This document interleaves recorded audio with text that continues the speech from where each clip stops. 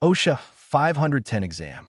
Opening conference. Brief meeting during which the OSHA inspector will explain the purpose of the inspection. Worksite walk around. Walk around and see if there are any inspections. Might take pictures and notes during the inspection. Closing conference.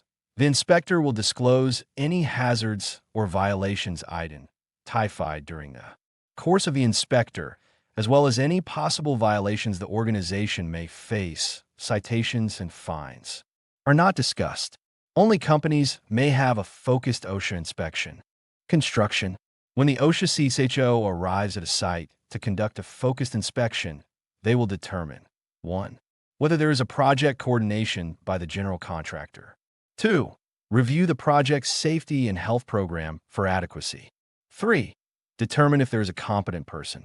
If the CSHO does not find that a company qualifies for a focused inspection, they will receive a inspection.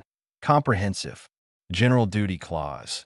Shall furnish to each of his employees employment and a place of employment which are free from recognized hazards that are causing or are likely to cause death or serious physical harm to his employees. The purpose of an OSHA compliance directive, CPL, is to ensure consistent enforcement of OSHA regulations. The 4 types of and definitions of employers in a multi-employer situation are 1. Creating employer. 2. Exposing employer. 3. Correcting. 4. Controlling.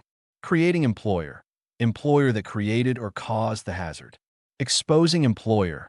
Employer whose own employees were exposed. Correcting employer. Employer responsible for correcting hazard. Controlling employer. General supervisory authority with the power to require correction. For an employer to provide a defense against a citation in a multi-employer situation, the employer must show the following.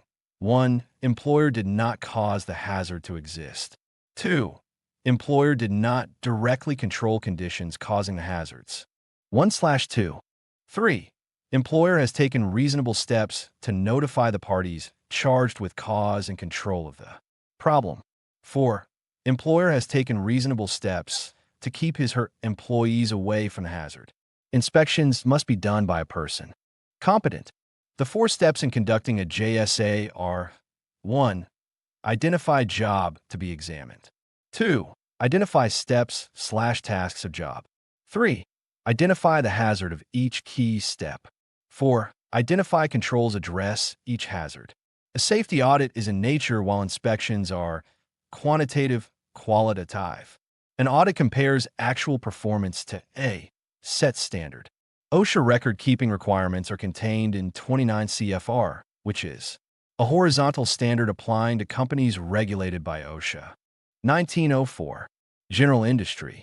Businesses regulated by OSHA may be exempt from these standards for 2 reasons, or size or industry type.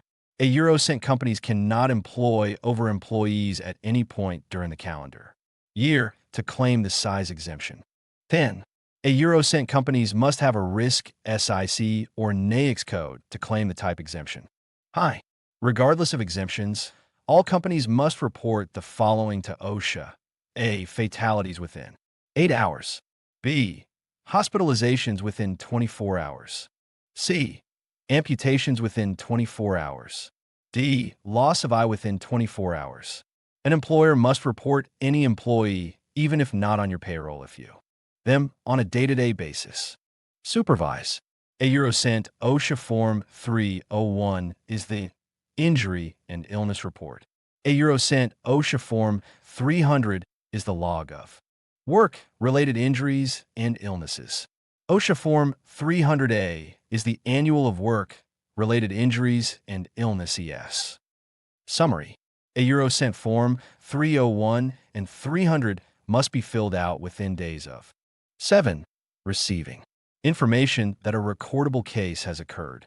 Powered by TCPDF, www.tcpdf.org. 2/2.